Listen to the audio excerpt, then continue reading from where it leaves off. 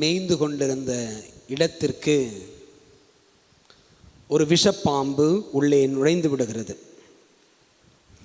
அப்பொழுது அங்கு மேய்ந்து கொண்டிருந்த சேவல் சொன்னதாம், இதோ பார், உன் கூட்டத்திற்குள் மிகவும் நச்சுத்தன்மை வாய்ந்த ஒரு விஷம் உடைய கொடிய பாம்பு உள்ளே நுழைந்து விட்டது, ஓடிவிடுங்கள், உங்களை காப்பாற்றிக் கொள்ளுங்கள் என்று சொல்லி அந்த சேவல் சொன்னதாம். அதற்கு அந்த ஆடு சொன்னதாம், அந்த விஷத்தன்மையுடைய பாம்பு இப்பொழுதுதான் தன்னுடைய சட்டையை கழற்றி வைத்திருக்கிறது, புது சட்டை அது அணிந்திருக்கிறது, எனவே அது விஷம் கொண்ட பாம்பு அல்ல என்று சொல்லி இந்த ஆடு சேவலிடம் சொன்னதாம். அப்பொழுது அந்த மந்தைக்குள் அலறல் சத்தம் கேட்டதாம். இந்த கொடிய விஷப்பாம்பு சில ஆடுகளை கடித்து விஷம் ஏற்றி கொலை செய்து கொண்டிருந்ததாம். அப்பொழுது அஞ்சி அந்த ஆடு சேவலை பார்த்த பொழுது சேவல் சொன்னதாம், பல்லை கழட்டாத பாம்பு சட்டையை கழட்டினால் என்ன, கழட்டாவிட்டால் என்ன என்று சொல்லி சொன்னதாம். இறை இயேசுவில் அன்புக்கினியவர்களே, இன்றைய இந்த நற்கருணை ஆராதனையில் இன்றைய நற்செய்தி நமக்கு தருகின்ற சிந்தனையை நம்முடைய தியான சிந்தனையாக நாம் தியானிக்க முயற்சி செய்வோம். இன்று நமக்கு தரப்பட்டிருக்கின்ற நற்செய்தி மத்தேயு நற்செய்தி 11ஆம் அதிகாரம் 20 24 முடிய உள்ள இறைவசனங்களை நாம் நற்செய்தியாக பெற்றுக்கொள்கிறோம். மத்தேயு நற்செய்தி 11ஆம் அதிகாரம் வெறுமனே 30 இறைவசனங்களை கொண்ட ஒரு பகுதி. இந்த பகுதி விண்ணரசனுடைய தன்மை எது என்பதை விளக்குகின்ற பகுதியாக இருக்கிறது. எனவே தான் 11ஆம் அதிகாரத்தின் தலைப்பே விண்ணரசின் தன்மை என்று சொல்லி முதல் பகுதியாக திருமுழுக்கு யோவானுடைய வாழ்க்கையை பற்றி நமக்கு சொல்லப்படுகிறது. இயேசு நற்செய்தி அறிவிக்கின்றார், வல்ல செயல்கள் செய்கின்றார், அருமடையாளங்களை செய்கின்றார். திருமுழுக்கு யோவான் சிறையிலிடப்பட்டிருக்கின்றார். இந்த சூழலில்தான் இயேசு நற்செய்தி அறிவிக்க வருகின்றார். அப்பொழுது யோவானுடைய சீடர்கள் இயேசுவிடம் போய் கேட்கிறார்கள், நீர்தான் வரவிருப்பவரா அல்லது இன்னொருவரை நாங்கள் எதிர்பார்க்க வேண்டுமா என்று சொல்லி திருமுழுக்கு யோவானுடைய சீடர்கள் இயேசுவிடம் போய் கேட்கின்ற பொழுது இயேசு அவர்களுக்கு சொல்லுவார், நீங்கள் போய் அவரிடம் சொல்லுங்கள், என்னுடைய முன்னோடியிடம் போய் சொல்லுங்கள், யாருக்காக வழியை ஆயத்தப்படுத்தினாரோ அவர் எங்களுக்கு சொல்லி அனுப்பினார் என்று போய் நீங்கள் சொல்லுங்கள் என்று சொல்லி அவர் சொல்லுகின்றார். என்ன சொல்லுகின்றார்? மத்தேயு நற்செய்தி 11ஆம் அதிகாரம் 5 6 முடிய உள்ள இறைவசனங்களில் நாம் வாசிக்கிறோம். அங்கு சொல்லுகின்றார், பார்வையற்றோர் பார்வை பெறுகின்றனர், கால் ஊனமுற்றோர் நடக்கின்றனர், தொழுநோயாளர் நலமடைகின்றனர், காது கேளாதோர் கேட்கின்றனர், இறந்தோர் உயிர் பெற்று எழுகின்றனர், ஏழைகளுக்கு நற்செய்தி அறிவிக்கப்படுகிறது என்று சொல்லி நீங்கள் போய் திருமுழுக்கு யோவானிடம் சொல்லுங்கள் என்று சொல்லி இயேசு அவர்களுக்கு சொல்லி அனுப்புவதையும், அதன் பிறகு திருமுழுக்கு யோவானை குறித்து இயேசு சான்று பகர்வதையும் இந்த மத்தேயு நற்செய்தி 11ஆம் அதிகாரத்தினுடைய முதல் பகுதி கொண்டிருக்கின்றது. அதனை தொடர்ந்து வருகின்ற பகுதி தான் இன்று நமக்கான நற்செய்தி ஆகவும், அதனை தொடர்ந்து வருகின்ற பகுதி நமக்கு மிகவும் பரிச்சயமான இயேசு தருகின்ற இலைப்பாறுதலை குறித்த பகுதியும் தந்து இந்த மத்தேயு நற்செய்தி 11ஆம் அதிகாரம் நிறைவடைகிறது. அன்புக்குரியவர்களே, இன்றைய நற்செய்தி பகுதியில் இயேசு திருந்த மறுத்த நகர்களுக்கு அவர் தன்னுடைய கண்டிப்பை கொடுப்பதை, ஆனால் இங்கு நமக்கு தரப்பட்டிருக்கின்ற தலைப்பு திருந்த மறுத்த நகரங்களுக்கு சாபம் என்று சொல்லி சொல்லப்பட்டிருக்கிறது. நாம் அந்த சாபம் என்கிற வார்த்தையை நாம் எடுத்துக்கொள்ள வேண்டாம். அன்புக்குரியவர்களே, இயேசு ஒரு 3 நகர்களை பார்த்து தம்முடைய கடினமான வார்த்தைகளை அவர் உச்சரிக்கின்றார். இயேசு வல்ல செயல்கள் பல நிகழ்த்திய நகரங்கள், குறிப்பாக கொராசின், பெத்சைதா, கப்பர்நாகும் என்கின்ற இந்த 3 நகர்களில் இயேசு ஏராளமான வல்ல செயல்களை செய்கின்றார். காது கேளாதோரை காது கேட்க வைக்கின்றார், இறந்தோரை உயிர்த்தெழச் செய்கின்றார், பார்வையற்றவர்களுக்கு பார்வை தருகின்றார், இறந்தோரை உயிர்த்தெழச் செய்கின்றார். ஆனால் இவ்வளவு கடவுளுடைய வல்ல செயல்களை கண்டும் கூட அவர்கள் மனமாறவில்லை. எனவே இயேசு அந்த நகர்களை பார்த்து மிக கடினமான வார்த்தைகளை கொண்டு அவர் கண்டிக்கின்றார். அவர் சொல்லுகின்றார், உங்களுக்கு ஐயோ கேடு, உங்களுக்கு ஐயோ கேடு, shame on you, shame on you. நீங்கள் கடவுளை புறக்கணித்து விட்டீர்கள், கடவுள் அனுப்பியவரை நீங்கள் ஏற்றுக்கொள்ளவில்லை, அவர் வழியாய் கடவுள் ஆற்றிய வல்ல செயல்களை, அற்புதங்களை, அடையாளங்களை நீங்கள் கண்டும் நீங்கள் மாறவில்லை. அன்புக்குரியவர்களை, கடந்த ஞாயிற்றுக்கிழமை நாம் வாசிக்க கேட்ட நற்செய்தியில் இயேசு மிக அழகாக சொல்லுகின்றார். விதைப்பவர் குறித்த ஓமையை சொல்லிவிட்டு இயேசு அதற்கு விளக்கம் தருவதற்கு முன்பாக இறைவாக்கினர் எசையாவினுடைய வார்த்தைகளை, இறைவாக்கினர் எசையா புத்தகம் 6ஆம் அதிகாரம் 9வது இறைவசனத்தை மேற்கோள் காட்டி இயேசு சொல்லுவார். என்ன சொல்லுவார்? நீங்கள் உங்கள் காதால் தொடர்ந்து கேட்டும் கருத்தில் கொள்வதில்லை, கண்களால் பார்த்து கொண்டே இருந்தும் நீங்கள் உணர்வதில்லை. இஸ்ரேல் மக்கள் அப்படித்தான் இருந்தார்கள். எனவே தான் கடவுள் அவர்களை பார்த்து சொல்லுவார், உங்களுடைய நெஞ்சம் கொழுத்து போய்விட்டது, எல்லாத்தையும் அடைச்சிடுச்சு, ஏன்னா கொலஸ்ட்ரால் அதிகமாகிடுச்சு. டாக்டர்ஸ் சொல்லணும் அப்படி தான் சொல்லுவாங்க, எனக்கு இந்த குறை அந்த குறை, எனக்கு இந்த நோய் அந்த நோய். டாக்டர் பார்த்துட்டு முதல்ல சொல்கிறம்மா கொலஸ்ட்ராலை கொஞ்சம் கண்ட்ரோல் பண்ணுங்க. அதே மாதிரி தான் கடவுள் இஸ்ரேல் மக்களை பார்த்து சொல்லுகின்றார், உங்களுடைய நெஞ்சம் கொழுத்து போய்விட்டது, உங்களுடைய காது மந்தமாகிவிட்டது, உங்கள் கண்களை நீங்கள் மூடிக்கொள்ளுகிறீர்கள். இதனால் என்ன நடக்கிறது? நீங்கள் கண்ணிருந்தும் காண்பதில்லை, காதிருந்தும் கேட்பதில்லை, உள்ளமிருந்தும் உணராமல். ஏசு இதெல்லாம் சொல்லி, கடவுள் இதையெல்லாம் சொல்லி என்ன சொல்றாரு? நீங்கள் மனம் மாறுவதற்கு தயாராக இல்லை. என் அன்புக்குரியவர்களே, இன்றைய நற்செய்தியிலும் இயேசு இந்த கொராசின், பெத்சைதா, கப்பர்நாகும் இந்த நகர்களை பார்த்து அப்படித்தான் சொல்லுகின்றார். உங்களுக்கு நற்செய்தி அறிவிக்கப்பட்டது, உங்களுடைய அருமடையாளங்கள் நடந்தது, இதை சுற்றி இருந்தவர்கள் இவர் மிகுந்த வல்லமையோடு செய்கிறாரே என்று சொல்லி புருவங்களை உயர்த்தி கொண்டார்கள், வியப்படைந்தார்கள். இவர் எல்லாவற்றின் மீதும் அதிகாரம் கொண்டிருக்கிறார் என்று சொல்லி கடவுளை அவர்கள் புகழ்ந்தார்கள். ஏன்? என் திருத்தூதர்கள் கூட என் மீது நம்பிக்கை கொண்டார்கள். இவ்வளவு நடந்தும் கூட நீங்கள் உங்களை மாற்றிக்கொள்ள விரும்பவில்லை. அந்த கதையில் சொல்கிறார்ல, பல்லை கழட்டாத பாம்பு சட்டையை கழட்டினால் என்ன, கழட்டாவிட்டால் என்ன? ஏன்னா சட்டையில் விஷம் இல்லை, பல்லில் தான் விஷம் இருக்கும் பாம்பு. கண்புக்குரியவர்களே, இயேசு சொல்லுகின்றார், இவ்வளவு நடந்தும் கடவுள் உங்களிடையே இருக்கிறார் என்பதை நீங்கள் அறிந்தும் நீங்கள் மனமாறவில்லை. பேரன்புக்குரியவர்களே, விவிலியம் முழுவதுமே கடவுள் தம் மக்களை மனமாறுவதற்கான நற்செய்தியை உள்ளடக்கியிருக்கின்ற ஒரு மொத்த தொகுப்பாகத்தான் இருக்கிறது. அது ஆதாம் ஏவாள் தொடங்கி இறுதி வரை கடவுளுடைய மக்களுக்கான பெரும் அழைப்பு அல்லது முதல் அழைப்பு மனமாறுவதற்கான அழைப்பாகத்தான் இருக்கிறது. பேரன்புக்குரியவர்கள், நாம் இப்படி யோசிப்போம். தொடக்க நூல் புத்தகத்தில் நாம் வாசிக்கிறோம், ஆதாம் ஏவாள் விளக்கப்பட்ட கனியை உண்கிறார்கள், உண்டுவிட்டு அவர்கள் தங்களை மறைத்து கொள்ளுகிறார்கள், பாவம் செய்யாதது போல் தங்களை அவர்கள் மறைத்து கொள்ளுகிறார்கள். தாங்கள் செய்த தவறு கடவுளுக்கு தெரியாது என்று சொல்லி அவர்கள் தங்களை மறைத்து கொண்டார்கள். ஒருவேளை அவர்கள் மனமாறி கடவுளிடம் மன்னிப்பு கேட்டிருந்தால் நிச்சயம் கடவுள் மன்னித்திருப்பார். அவர்கள் மனமாறுவதற்கு தயாராக இல்லை. தங்களையும் அவர்கள் கடவுளை போல் ஆக்கிக் கொள்ள விரும்பினார்கள். That was the greatest sin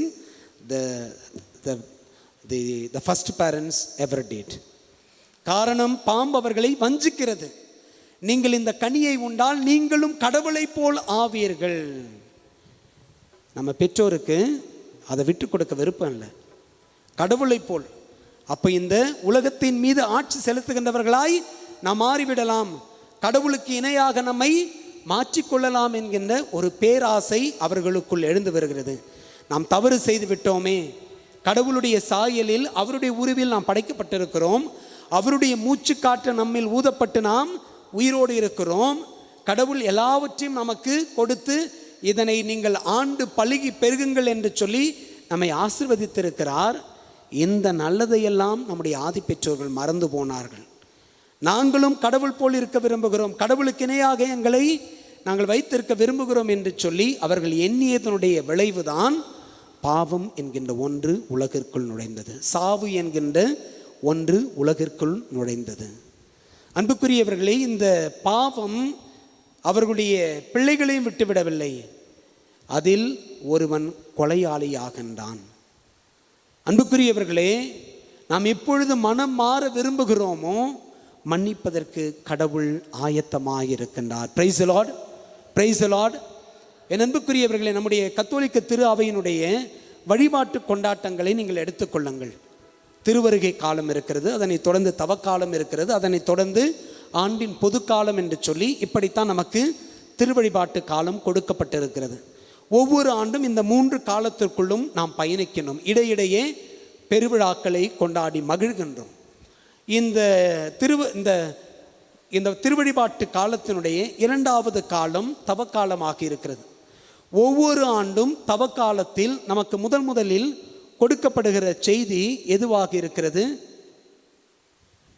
விபூதி புதன் அன்று வாசிக்கின்ற அந்த பகுதியில் நமக்கு தரப்படுகின்ற முதல் செய்தி எதுவாக இருக்கிறது? யாருக்காவது ஞாபகம் இருக்கா? மனமாறுங்கள். இல்லை, அது நற்செய்தி, அது 3வது வாசகம். முதல் வாசகம் என்ன சொல்லுது?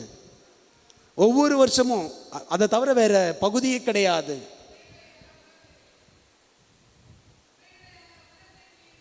Very good. யோவேல் புத்தகம் 2ஆம் அதிகாரம் 12வது இறைவசனம் வாசிங்க. சாமி, நாங்களே பூசைக்கு வந்துட்டு போலான்னு வந்துக்கிறேன், நீங்கள் என்ன வாசிங்கன்னு சொல்கிறீங்க? யோவேல் புத்தகம் 2ஆம் அதிகாரம் 12லிருந்து கடவுள் சொல்லுகின்றார், இப்பொழுதாவது உண்ணான் நோன்பிருந்து அழுது புலம்பிக் கொண்டு உங்கள் முழு இதயத்தோடு என்னிடம் திரும்பி வாருங்கள் என்கிறார் ஃபாதர் கிறிஸ்டி, ஃபாதர் காணிக்கைராஜ். யார் சொல்றா? ஆண்டவர் சொல்லுகின்றார். Praise the Lord, praise the Lord. அன்புக்குரியவர்களே, கடவுள் தம் மக்களை அழைக்கின்றார். நீங்கள் என்னிடம் திரும்பி வாருங்கள். என்னிடம் திரும்பி வருவதற்கு நீங்கள் மனம் மாற வேண்டும்.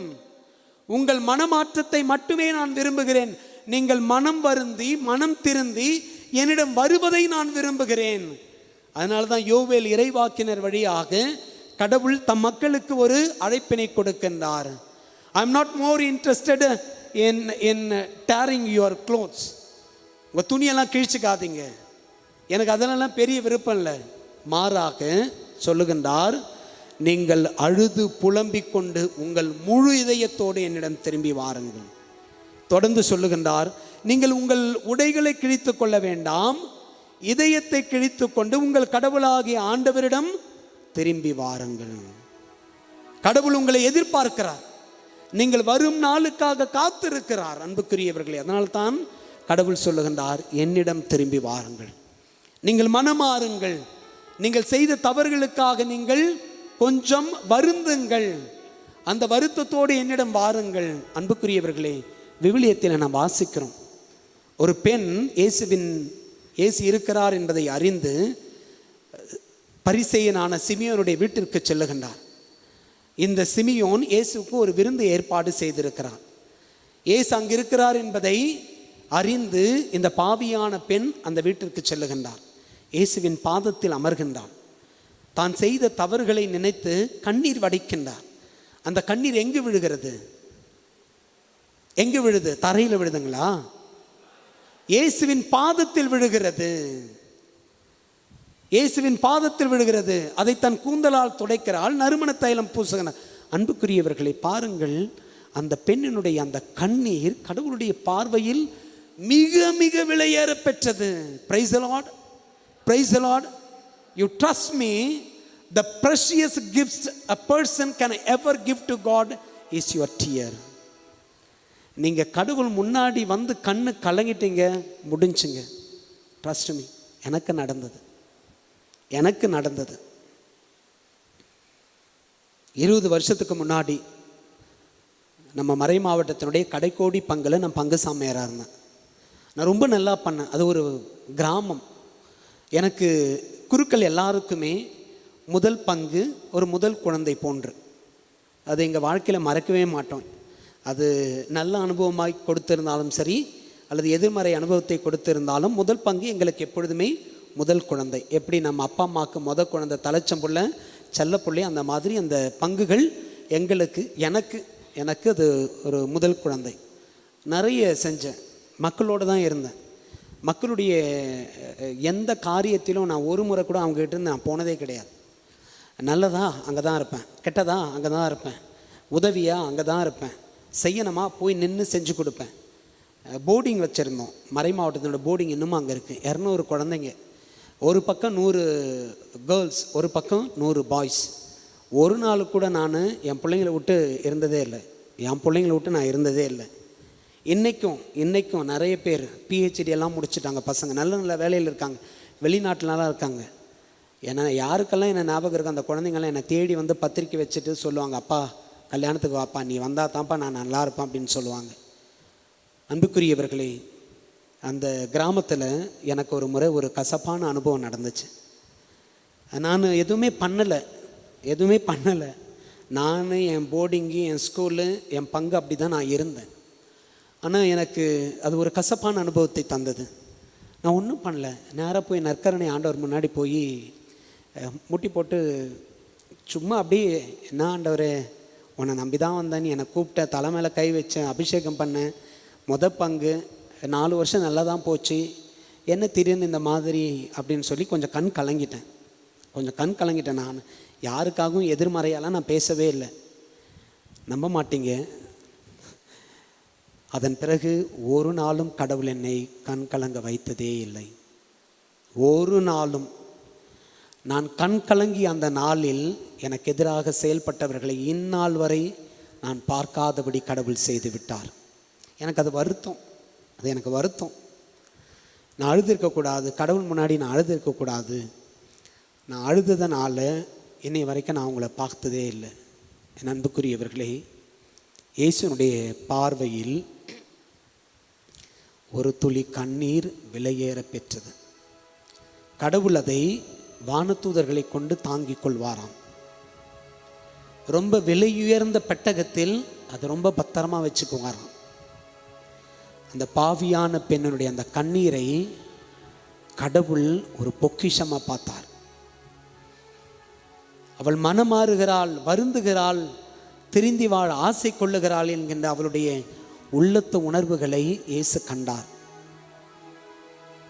இன்றை வரை நாம் அந்த மகளுடைய செயலை பேசிக்கொண்டிருக்கிறோம். அதுக்கு தான் இயேசு அந்த பகுதியில் சொல்லுவார், எங்கெல்லாம் நற்செய்தி அறிவிக்கப்படுகிறதோ அங்கெல்லாம் இவள் செய்ததும் அறிவிக்கப்படும். Praise the Lord, praise the Lord. என் அன்புக்குரியவர்களே, நாம் மனமாறி கடவுளிடம் வருகின்ற பொழுது கடவுள் நம்மை நற்செய்தியாய் மாற்றுவார். Praise the Lord, praise the Lord. லூக்கா நற்செய்தி 15ஆம் அதிகாரம் 3 உவமைகளை வாசிக்கிறோம். ஒன்று காணாமல் போன ஆடு, இன்னொன்று காணாமல் போன நாணயம், இன்னொன்று காணாமல் போன மகன் பற்றிய உவமை. இந்த 3 உவமைகளுடைய கடைசி பகுதிகளை வாசித்து பாருங்கள். அங்கு ஆண்டவருடைய வார்த்தை மிக அழகாக சொல்லுகிறது. இயேசு இந்த உவமைகளை எல்லாம் சொல்லி இந்த மனமாறியவர்கள் திரும்பி வருகின்ற பொழுது என்ன நடக்கிறதாம்? அங்கு பெருமகிழ்ச்சி உண்டாகிறதாம், பெருத்த மகிழ்ச்சி உண்டாகிறதாம். எங்கு உண்டாகிறது? மோட்சத்தில் உண்டாகிறது, வானதூதர்களிடையே உண்டாகிறது என்று சொல்லுகின்றார். Praise the Lord, praise the Lord. என் அன்புக்குரியவர்களே, காணாமல் போன ஆடு பற்றியும் என்னுடைய அந்த கடைசி வார்த்தைகளை பாருங்கள். 15ஆம் அதிகாரம் 7வது இறைவசனம். அதுபோலவே மனமாற தேவையில்லாத 99 நேர்மையாளர்களை குறித்து உண்டாகும் மகிழ்ச்சியை விட மனமாறி ஒரு பாவியை குறித்து விண்ணுலகில் மிகுதியான மகிழ்ச்சி உண்டாகும் என நான் உங்களுக்கு சொல்லுகிறேன் அப்படின்னு யார் சொல்றது? இயேசு சொல்றார். இயேசு சொல்றார். அப்ப இயேசு சொல்றது பொய் இல்லை, இயேசு சொல்லுவது உண்மை. அவர் சொல்லுகின்றார், மனமாறுகின்ற ஒரு பாவியை குறித்து விண்ணுலகில் மிகுதியான மகிழ்ச்சி உண்டாகும். Not simply a little happiness, a happiness that can never be measured, a happiness that can never be measured, cannot be expressed in full words. மிகுதியான மகிழ்ச்சி உண்டாகும். அப்ப இயேசு நாம் மனம் மாறுவதை விரும்புகிறார், மனமாறி அவரிடம் வருவதை விரும்புகிறார்.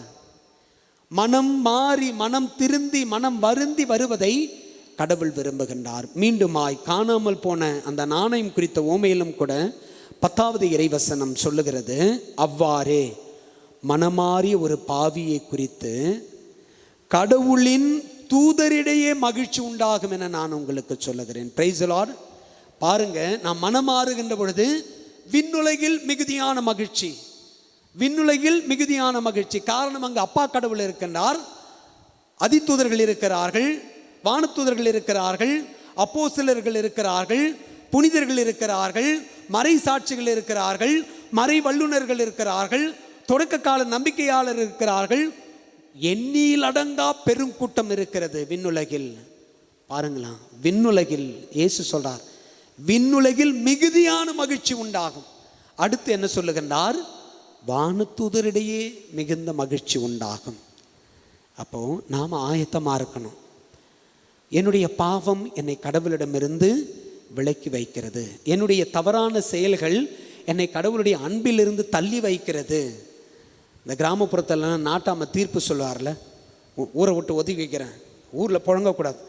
நம்முடைய பாவங்கள் நம்மை அப்படித்தான் செய்கிறது, நம்முடைய குற்றங்கள் அப்படித்தான் செய்கிறது. கடவுளுடைய அன்பிலிருந்து நாம் விலகி செல்லுகின்ற ஒவ்வொரு நொடி பொழுதும் நம்மை வெகு தூரத்திற்கு இட்டு செல்லுகிறது. அன்புக்குரியவர்களே, லூக்கா நற்செய்தி 15ஆம் அதிகாரம் காணாமல் போன அந்த மகன் பற்றி ஓமையில் ஒரு வசனம் இருக்கு பாருங்களாம். 13வது இறைவசனம். அது என்ன வசனம்? சில நாட்களுக்குள் இளைய மகன் எல்லாவற்றையும் திரட்டி கொண்டு எங்க போனான்? கொட்டிவாக்கம் போனானா? திருவான்மியூர் போனானா? எங்க போனான்? வார்த்தை என்ன சொல்லுது? தொலை நாட்டிற்கு நெடும் பயணம் மேற்கொண்டான். தொலை நாட்டிற்கு, அப்பாவுடைய கண்ணுக்கு தெரியாத தூரத்துக்கு அவன் போனான். யாரும் அவனை கண்டுபிடிக்க கூடாது என்கின்ற ஒரு இடத்திற்கு அவன் போனான். அந்த ஊர் அவனுக்கு தெரியாது, அந்த மக்கள் அவனுக்கு தெரியாது, அவன் மொழி அவனுக்கு தெரியாது, ஒண்ணுமே தெரியாது. அந்த இடத்துக்கு அவன் போனான். அப்படின்னா என்ன அர்த்தம் தெரியுங்களா? பைபிள்ல அவன் பாவம் செய்ய சென்றான். அடுத்த வசனம் என்ன சொல்லுது? அங்கு தாறுமாறாக வாழ்ந்து, பரிசுத்த வாழ்க்கை வாழல, கடவுளுக்கு பிடிச்ச வாழ்க்கை வாழல, அந்த சமூகத்தில் இருந்தவர்களுக்கு ஏற்ற வாழ்க்கை வாழல. அவன் என்ன வாழ்க்கை வாழ்ந்தான்? தாறுமாறான வாழ்க்கை, தாறுமாறான வாழ்க்கை. கிழக்கு சீமையில் அப்படின்னு ஒரு படம் இருக்குது இல்லை, அதில் பாண்டியனுக்கு ஒரு பாட்டு வச்சுருப்பாங்கல்ல, அதெல்லாம் நான் சொல்ல, நீங்களா போய் கூகுளில் தேடிக்குங்க. அன்புக்குரியவர்களே, அவன் தாறுமாறான வாழ்க்கை வாழ்ந்தான், அவன் மனம் விரும்பிய வாழ்க்கை வாழ்ந்தான். அவன் நெஞ்சம் என்ன சொல்லிச்சோ, அவன் கண்ணு என்ன சொல்லிச்சோ, அவன் மூளை என்ன சொல்லிச்சோ, அதை தான் அவன் செஞ்சான். அவன் இதயம் சொல்லதை அவன் கேட்கவில்லை. அவன் நெடும்பயணம் மேற்கொண்டான், தொலை நாட்டிற்கு சென்றான். ஏன் சென்றான்? நான் என்ன விரும்புகிறேன் அதை செய்வான், எனக்கு என்னெல்லாம் செய்யணும்னு தோணுதோ அத்தனையும் செஞ்சு நான் என்னை பாழ்படுத்திக் கொள்வேன், அசிங்கப்படுத்திக் கொள்வேன், அழுக்கை பூசிக்கொள்வேன் என்று சொல்லி அவன் செல்லுகின்றான். அன்புக்குரியவர்களே, ஆனால் அவன் மனமாறி தந்தையிடம் திரும்புகின்ற பொழுது தந்தை சொல்லுகின்றான், முதல் தரமான ஆடை கொண்டு வந்து அவனுக்கு அணியுங்கள். Getting him back to the original status. அவன் மனம் மாறிட்டான், மனம் வருந்திட்டான், திரும்பி என்கிட்ட வந்துட்டான், மன்னிப்பு கேட்டுட்டான். மறு பேச்சு கிடையாது. கொழுத்த கன்றை அடியுங்கள், கொண்டாடுவோம். என் அன்புக்குரியவர்களே, கடவுள் என்று நமக்கும் அதே செய்தியை தான் சொல்லுகின்றார். என்னிடம் திரும்பி வாருங்கள், என்னிடம் திரும்பி வாருங்கள், நீங்கள் செய்த தவறுகளிலிருந்து உங்களை விடுவித்துக் கொண்டு என்னிடம் வாருங்கள். பேரன்பு கொண்டவர்களே, கடவுள் தருகின்ற இந்த அழைப்பை நாம் புறக்கணித்து விடக்கூடாது. நாம் வாசிக்கிறோம் லூக்கா நற்செய்தியிலே, திருமுழுக்கு யோவான் இயேசுவுக்கான வழியை ஆயத்தப்படுத்துகின்ற பொழுது அவர் மக்களை பார்த்து சொல்லுவார். என்ன சொல்லுவார்? நீங்கள் மனம் மாறினீர்கள் என்பதற்கு அதை உங்கள் செயலில் காட்டுங்கள் என்று சொல்லுவார். லூக்கா நற்செய்தி 3ஆம் அதிகாரம் 8வது இறைவசனம். அவர் சொல்லுவார், தம்மிடம் திருமுழுக்கு பெற புறப்பட்டு வந்த மக்கள் கூட்டத்தை கண்டு யோவான், விரியன் பாம்பு குட்டிகளை வரப்போகும் சினத்திலிருந்து தப்பித்து கொள்ள இயலும் என உங்களிடம் சொன்னவன் யார்? சொல்லிட்டு என்ன சொல்லுவார்? மனமாறியவர்கள் என்பதை அதற்கேற்ற செயல்களால் காட்டுங்கள். Price the Lord, praise the Lord. நீங்கள் மனமாறியவர்கள் என்பதை அதற்குரிய செயலில் காட்டுங்கள் என்று சொல்லித்தான் திருமுழுக்கு யோவான் மக்களுக்கான செய்தியை சொல்லுவார். அதற்கு முன்பாகவே அவர் சொல்லுவார், பாவ மன்னிப்பு அடைய மனமாறி திருமுழுக்கு பெறுங்கள், பாவ மன்னிப்பு அடைய மனமாறி திருமுழுக்கு பெறுங்கள். அன்புக்குரியவர்களே, திருமுழுக்கு யோவானுடைய இந்த அழைப்பு திருமுழுக்கின் வழியாக மனமாற்றம் பெற்றிடுவதற்கான ஒரு அழைப்பு. ஆனால் இன்றைய காலகட்டத்தில் திருச்சபை இந்த திருமுழுக்கின் வழியாய் மனமாறிட நமக்கான அழைப்பு எங்கு கொடுக்கிறது? ஒப்புரவு சாதனத்தில் கொடுக்கிறது. அதனால தான் அவர் சொல்றார், நீங்கள் மனமாறியவர்கள் என்பதை உங்கள் செயலில் காட்டுங்கள். என்ன செயலாக இருக்க முடியும்? ஒரு நல்ல பாவ சங்கீதனம் செய்வது. அன்புக்குரியவர்கள், ஒரு 2 வாரங்களுக்கு முன்பு என்னுடைய 3வது பங்கிலிருந்து ஒரு தாயார் எனக்கு தொலைபேசியில் தொடர்பு கொண்டு சொன்னார், ஃபாதர், மகளுக்காக கொஞ்சம் ப்ரேயர் பண்ணுங்க அப்படின்னு. என்னக்கா ஆச்சு அப்படின்னு. இல்லை ஃபாதர், அவளுக்கு தொடர்ந்து உடம்பு சரியில்லாமையே போகுது, கல்யாணம் பண்ணி கொடுத்த பாதி நேரம் அவன் இங்கே தான் இருக்கிறா, கஷ்டமாக இருக்குது, என்னன்னு தெரியல ஃபாதர், ஒவ்வொரு முறையும் நாம் அவளை சரிப்படுத்துகிறோம், ஆனாலும் அவள் முடியலன்னு சொல்லி இங்கே தான் வந்து இருக்கிறா அப்படின்னா. நீங்கள் பேசி பார்க்க வேண்டியதானக்கா, என்னக்கா நடக்குது அப்படின்னு சொல்லி கேட்க வேண்டியதான். நாங்கள் பேசினேன் ஃபாதர், அவள் சொல்கிறா, பட் அழுகுறா, என்னன்னு தெரியல ஃபாதர் அப்படின்னா. நான் சொன்னேன், அக்கா கோச்சிக்க மாட்டேன், நான் ஒன்று சொல்லிட்டேம்மா, நான் சொல்லுங்கள் ஃபாதர் அப்படின்னா. நீங்கள் அவகிட்ட சொல்லுங்கள், ஒரு நல்ல பாவ சங்கீதனை பண்ண சொல்லுங்கள் அப்படின்னு. நல்ல பாவ சங்கீதனை செய்கிறதுக்கு முன்னாடி அவளை போய் நற்கரணி முன்னாடி உட்கார சொல்லுங்கள். அவள் செஞ்ச தப்பெல்லாம் ஞாபகப்படுத்த சொல்லுங்கள். அழுதுட்டு போட்ட அது பிரச்சனையே கிடையாது. நல்ல தயாரிப்போட ஒரு பாவ சங்கீதனை பண்ண சொல்லுக்கா அப்படின்னு சொன்னேன். சரிங்க ஃபாதர், சொல்கிறேன் அப்படின்னாங்க. ஒரு 3 தினங்களுக்கு பிறகு என்னை தொலைபேசியில் மீண்டும் தொடர்பு கொண்டார்கள். என்னக்கா நல்லா இருக்கியா அப்படின்னு. நல்லா இருக்கேன் ஃபாதர். அவள் எங்கள் பாப்பா எங்கே அப்படின்னு கேட்டேன். பாப்பா அன்றைக்கே ஊருக்கு போயிட்டா ஃபாதர் அப்படின்னு ரொம்ப மகிழ்ச்சியாக சொன்னாங்க. என்னக்கா நல்லா ஆயிட்டாளா? அவள் சாயங்காலமே நல்லா ஆயிட்டா ஃபாதர். நான் சொன்னேன், ஃபாதர், உங்கள் அப்பா சொல்கிறாரு நல்லா பாவ சங்கீதனை பண்ண சொல்கிறாரு, போய் பண்ண அப்படின்னு. அவள் உடனே கிளம்பி போனான், பாவ சங்கீதனை பண்ணால் சாயங்காலம் வந்தம்மா நான் போகிறேம்மா, ஐ ஃபீல் ஆல் ரைட்மா அப்படின்னா. போயிட்டா ஃபாதர் அப்படின்னாங்க. என் அன்புக்குரியவர்களே, வேறு எந்த மதத்திலும் வேறு எந்த நம்பிக்கையிலும் இல்லாத ஒரு பெரும் பெரும் ஆசீர்வாதம் ஒப்புரவு சாதனம், பாவ சங்கீதனம். நம் ஒவ்வொரு முறையும் நாம் இந்த தொட்டிலை அணுகுகின்ற பொழுதெல்லாம், அந்த இடத்திற்கு செல்லுகின்ற பொழுதெல்லாம் கடவுள் தாமே நம்மை மன்னிக்கிறார். இயேசு நம்மை மன்னிக்கிறார். மன்னித்து கடவுளோடு நம்மை ஒப்புரவாக்குகின்றார். பவுலடியார் சொல்லுகின்றார், நாம் கிறிஸ்து வழியாய் கடவுளோடு ஒப்புரவாக்கப்பட்டுள்ளோம். Praise the Lord, praise the Lord. ஒப்புரவாக்கப்பட்டுள்ளோம். What it means?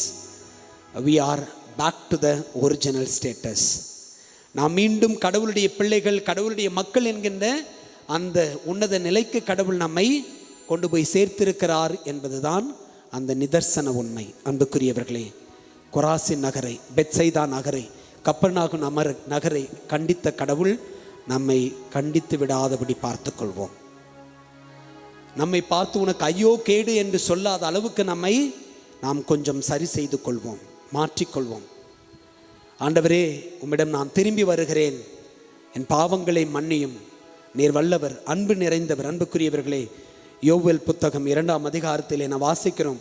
கடவுளுடைய தன்மைகளை குறித்து பேசுகின்ற யோவேல் இறைவாக்கினர் மிக அழகாக சொல்லுகின்றார். அவர் சொல்லுகின்றார், நீங்கள் திரும்பி வருகின்ற பொழுது கடவுள் எப்படி நம்மை நோக்குகிறார், அல்லது கடவுள் எப்படிப்பட்டவராய் இருக்கிறாராம் சொல்லப்படுகிறது.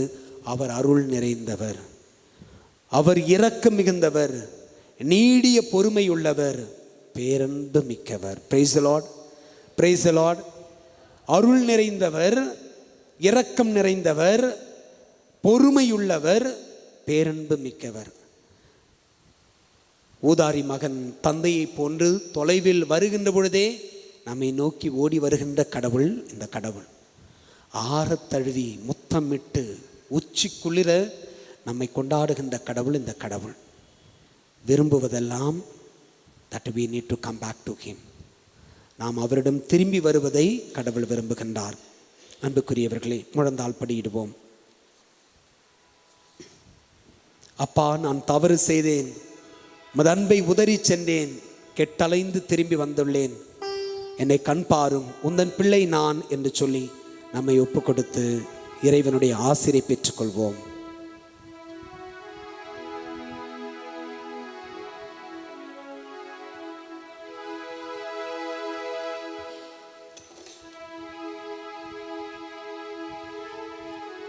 அப்பா, நான் தவறு செய்தேன், உன் அன்பை உதறி சென்றேன், நான் கெட்டலைந்து திரும்பி வந்தேன், எம்மை கண் பாரும் உந்தன் பிள்ளை நான். மீண்டுமாய், அப்பா, நான் தவறு செய்தேன், உம் அன்பை உதறி சென்றேன், நான் கெட்டலைந்து திரும்பி வந்தேன், எம்மை கண் பாரும் முந்தன் பிள்ளை நான்.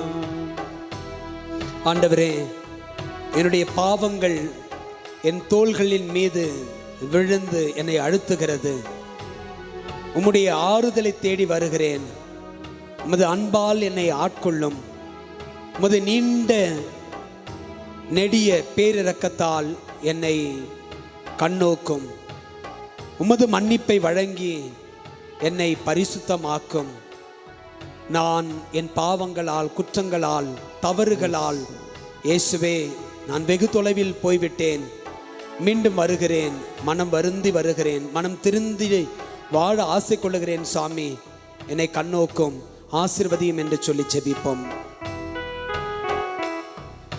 சுமைகளில் சோர்ந்தோரை என்னிடத்தில் வாரும் என்றே அந்த ஆறுதல் வார்த்தை என்னை இன்று உம்மிடத்தில் ஈர்த்ததையா. சுமைகளால் சோர்ந்தோரை என்னிடத்தில் வாரும் என்றே அந்த ஆறுதல் வார்த்தை என்னை இன்று உம்மிடத்தில் ஈர்த்ததையா. அப்பா, நான் தவறு செய்தேன், உம் அன்பை உதறி சென்றேன், நான் கெட்டலைந்து திரும்பி வந்தேன், எம்மை கண் பாரும் உந்தன் பிள்ளை நான். தொடர்ந்து பாடுவோம். ஆண்டவரே, இரக்கம் நிறைந்த கடவுளே, பேரன்பு உடையவரே, நீடிய பொறுமையுள்ளவரே, அருள் நிறைந்தவரே, இதோ என்னுடைய பாவ வாழ்க்கையை விட்டுவிட்டு, என்னுடைய கடந்த கால வாழ்க்கையை விட்டுவிட்டு, உமது பேரன்புக்கு எதிராக நடந்த வாழ்ந்த அந்த சூழல்களை எல்லாம் விட்டுவிட்டு உம்முடைய பெரும் இரக்கத்தில் நம்பிக்கை கொண்டு உம்மிடத்தில் வருகிறேன். சுவாமி, நானும் என் குடும்பத்தாருமாய் வருகிறோம். உமது வார்த்தையால் எங்களை சுகப்படுத்தும். ஒரு வார்த்தை சொல்லும் ஆண்டவரே, ஒரு வார்த்தை எங்களை குணப்படுத்தும். ஒரு வார்த்தை எங்களை மன்னிக்கும். உம்முடைய ஒரு வார்த்தை எங்களை நலமாக்கும். உம்முடைய ஒரு வார்த்தை உம்முடைய பேர் மன்னிப்பை பெற்றுக்கொள்ள செய்யும். ஆண்டவரே, ஆண்டவரே, உமது அன்பை கொண்டாட நாங்கள் விரும்புகிறோம். உமது உடனிருப்பை நாங்கள் விரும்புகிறோம். உம்முடைய திருப்பிரசன்னத்திற்காய் ஏங்குகிறோம்.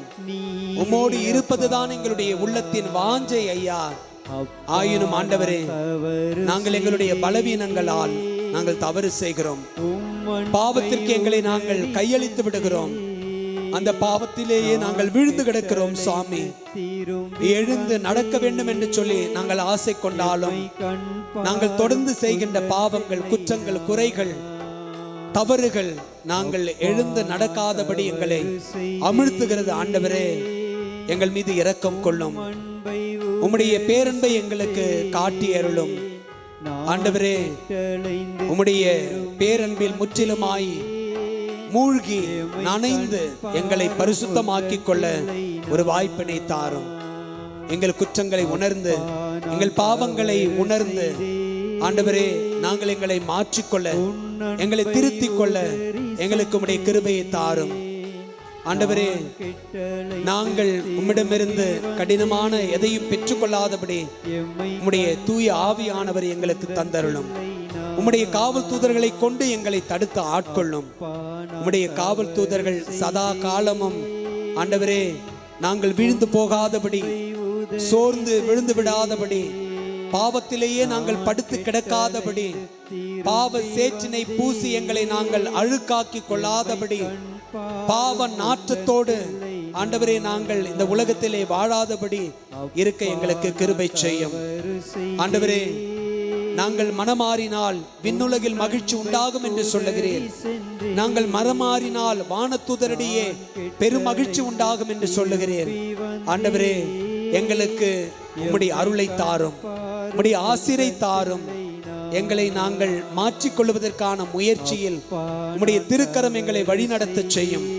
உம்முடைய மேலான உடனிருப்பு எங்களை கரம்பிடித்து வழிநடத்த கிருபை செய்யும். ஆண்டவரே, நாங்கள் உம்முடைய மக்களாய், சொந்தங்களாய், உமக்குரியவர்களாய் நாங்கள் வாழ ஆசை கொள்ளுகிறோம். திரு அவை கொடுத்திருக்கிற ஒவ்வொரு அருட்சாதனத்தை வாய்ப்பு கிடைக்கின்ற பொழுதெல்லாம் தேடி சென்று பாவ மன்னிப்பினை பெற்றுக்கொள்ள எங்களுக்கு உம்முடைய தூண்டுதலை தாரும். உம்முடைய திரு ரத்தம் எங்கள் மீது விழுந்து உச்சம் தலை தொடங்கி உள்ளம் கால் வரை அது முழுவதுமாய் எங்கள் நாடி நரம்புக்குள்ளெல்லாம் சென்று இயேசுவே, எங்களை நாங்கள் முற்றிலுமாய் கழுவி தூய்மைப்படுத்திக் கொள்ள உமது ஒரு சொட்டு ரத்தம் எங்களுக்கு உதவட்டும். சிலுவையில் இருந்து எங்களுக்காக சிந்தி அந்த ரத்தம் எங்களை முற்றிலுமாய் கழுவி தூய்மைப்படுத்தட்டும். ஆண்டவரே, நாங்கள் முற்றிலுமாய் எங்களை மாற்றிக்கொண்டு மிகுந்த மகிழ்ச்சியோடு தந்தையின் இல்லத்திற்கு திரும்பி வருகின்ற மக்களாய், பிள்ளைகளாய் எங்களை மாற்றும் சுவாமி. எங்களுடைய பாவங்கள் தான் எங்களை உம்மிடமிருந்து வெகு தொலைவில் அழைத்து செல்லுகிறது என்பதை இந்த நாட்களில் நாங்கள் உணர்ந்து கொள்ள ஆண்டவரே, நாங்கள் எங்களை மாற்றிக்கொள்ள கிருபை செய்யும் நல்ல பிதாவே, ஆமென். மாண்புயர் கீதம் பாடுவோம்.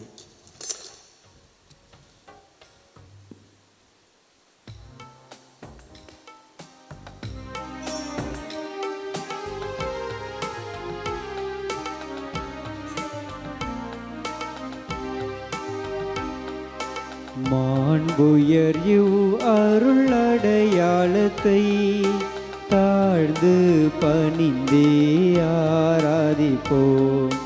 பழைய நியம முறைகள் அனைத்தும் இனி மறைந்து முடிவு பெறுக.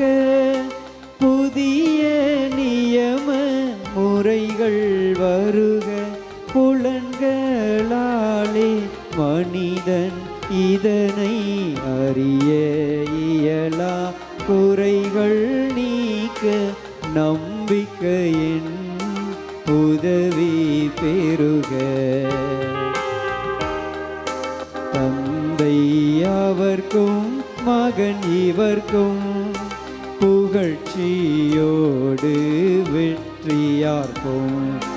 மீட்பின் பெருமை மாட்சிமையோடு வலிமை வாழ்த்து யாவுமாக. இருவர் இடமாய் வருகின்றவராம் தூய ஆவி ஆனவர்க்கும் அளவில்லாத சம புகழ்ச்சி என்றுமே உண்டாவதாக.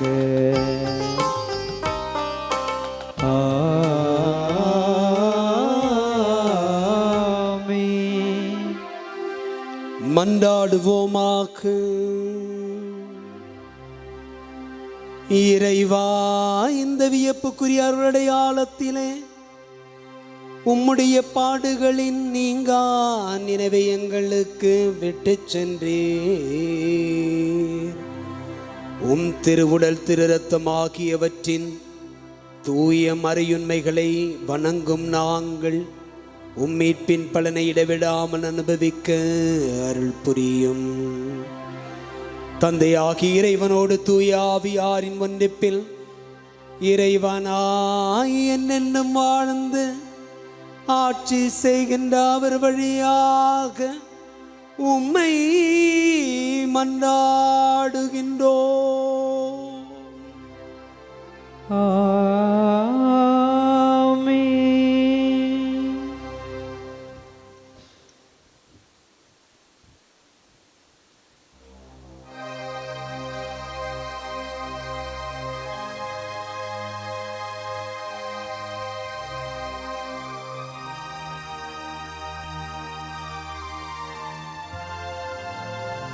கர்த்தாவே, என் தெய்வமே, என் மீது இரங்குமையா. என் இயேசுவே, அன்பு தெய்வமே,